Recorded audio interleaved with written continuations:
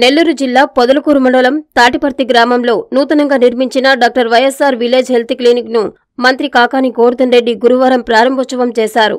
అనంతరం జగనన్న సురక్ష కార్యక్రమాన్ని మంత్రి పరిశీలించారు. ఈ సందర్భంగా మంత్రి కాకాని మాట్లాడుతూ, చంద్రబాబు ఈ మధ్యదాకా ఒక మాట అనేవారన్నారు. కరోనా కష్టకాలంలో పిల్లలు బడికి పోకపోతే తల్లుల ఖాతాలో అమ్మఒడి వేయాల్సిన అవసరం జగన్మోహన్ రెడ్డికి ఏం వచ్చిందని అప్పట్లో చంద్రబాబు ప్రశ్నించారని చెప్పారు. పరిపాలన అంటే బటన్ నొక్కడమేనా? జగన్మోహన్ రెడ్డి చేసే పరిపాలన ఇదేనా అంటూ విమర్శించారని గుర్తుచేశారు. అయితే చంద్రబాబు నాయుడు ఇటీవల విడుదల చేసిన మొదటి మేనిఫెస్టోలో జగన్మోహన్ రెడ్డి ఒక బటన్ నొక్కితే తాను 5 బటన్లు నొక్కుతానని చెప్పడాన్ని హాస్యాస్పదంగా ఉందన్నారు. ఒక్క బటన్ నొక్కడమే పరిపాలన అంటే అన్న పెద్ద మనిషి 5 బటన్లు నొక్కుతానని, ఇంట్లో ఎంతమంది ఉంటే అందరికీ అమ్మఒడి వేస్తాననడం మోసపూరితమైన మాటలన్నారు. వైసీపీ పథకాలను నాడు ఎగతాళి చేశారని, కాని నేడు వాటినే కాపీ కొడుతున్నారని ఎద్దేవా చేశారు. దీని బట్టి చూస్తే 2014 ఎన్నికలకు ముందు హామీలు ఇచ్చి ఎలా మోసం చేశాడో తిరిగి 2024 ఎన్నికల్లో కూడా అలా మోసం చేసేందుకు చంద్రబాబు సిద్ధమవుతున్నట్లు అర్థమవుతుందని చెప్పారు.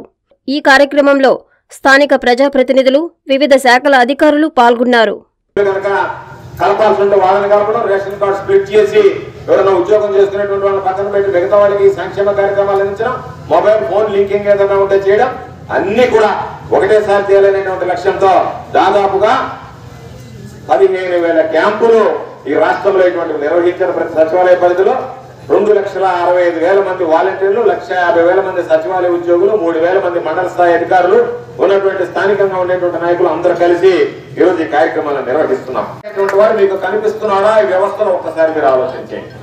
మీకు ఈ సంక్షేమ కార్యక్రమాలు అందించేటువంటి పరిస్థితుల్లో ఎక్కడన్నా ఒక్క దగ్గర గతంలో మాదిరిగా జన్మభూమి కమిటీ సభ్యులు, జన్మభూమి సభలు వాళ్ళ సంతకం పెడితే తప్ప పెన్షన్ రాదు, వాళ్ళ సంతకం పెడితే తప్ప లోన్ రాదు, వాళ్ళ సంతకం పెడితే తప్ప ఇల్లు రాదు అనేటువంటిది లేకుండా ఈరోజు నేరుగా ఎవరికి ఏదైతే పదానికి అర్హత ఉంటారో పథకానికి వాళ్ళకి సంబంధించి నేరుగా మీ లబ్ధిదారుల ఖాతాలో జమ చేసేటువంటి తీసుకురావడం.